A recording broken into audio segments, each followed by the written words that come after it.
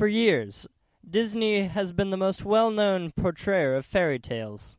However, what is sometimes forgotten is that many of these stories are far older than Disney, passed down by word of mouth for undeterminable amounts of time before being recorded by men such as the Grimm brothers and Hans Christian Andersen. Disney does not portray these stories exactly as they were originally written, though, and sometimes makes drastic changes when they turn the fairy tales into movies. Alterations to such old stories lead to the questions of what Disney's motives are for these changes, and what consistencies exist between the different romantic prince and princess movies that Disney has become so famous for in regards to the way they have been altered from their stories as they were originally recorded. After carefully comparing 4 prince and princess movies to each other and to their original stories, certain patterns and speculative motives became evident. One repetitive theme is movies that are considerably less gruesome than their written counterparts. For instance, the original recording of The Little Mermaid, the process of changing the mermaid's tail into legs was an excruciatingly painful process. The transformation itself was described as making the mermaid feel as though a sword was cutting her in half. And after the transformation, each step she took felt like she was stepping on knives. She also paid the sea witch for this transformation by physically cutting her tongue from her mouth, thereby forfeiting her voice. In the movie, both the transformation and the process of walking were painless for the mermaid, and the sea witch took away the mermaid's voice using magic, without causing her any physical harm. Also, in the written story, the mermaid's older sisters found joy in luring human sailors to their deaths. This is removed entirely from the movie. In the original recording of Snow White and the 7 Dwarfs, the evil queen ate the boar's heart and tongue, under the impression that they were the heart and tongue of Snow White. And after Snow White and the prince got married, the evil queen was forced to dance in hot iron shoes until she died. In the Disney movie, only a heart was brought to the queen, and she kept it as a trophy instead of eating it, and died by falling off a cliff rather than dancing in hot iron shoes. In the story Cinderella, the evil stepsisters cut off pieces of their feet in their attempts to fit into the slipper, and afterwards were blinded for their punishment. In the movie, there were no acts of self-mutilation, and neither were the sisters blinded.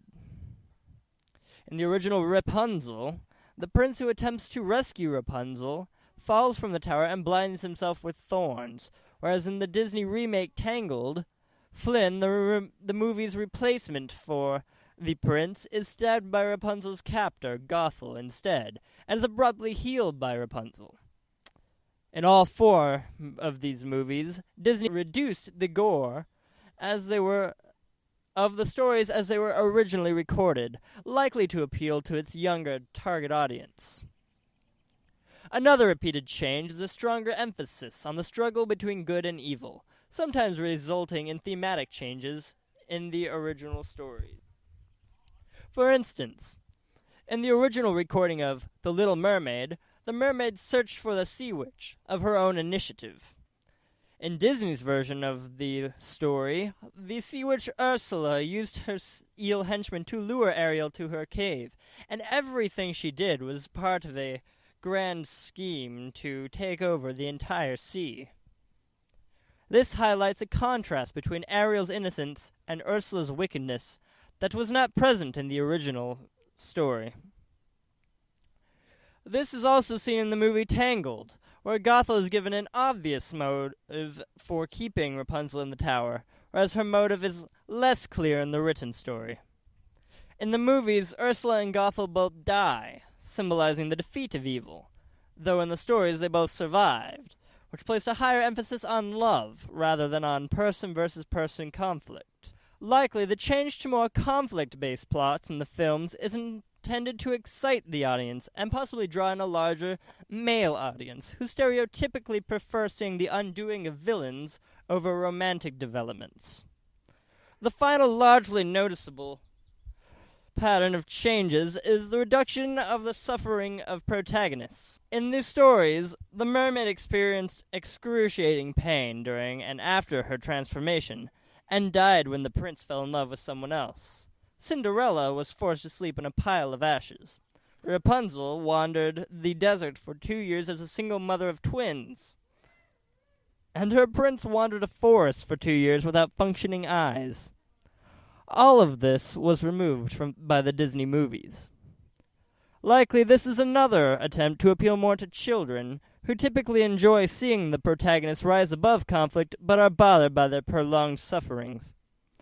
Disney has been known to make many changes to old fairy tales, and in every observed case the most logical purpose of these changes has been to appeal to a larger target audience, especially children, by reducing the gore and prolonged suffering, as well as centering the stories around the theme of good and evil.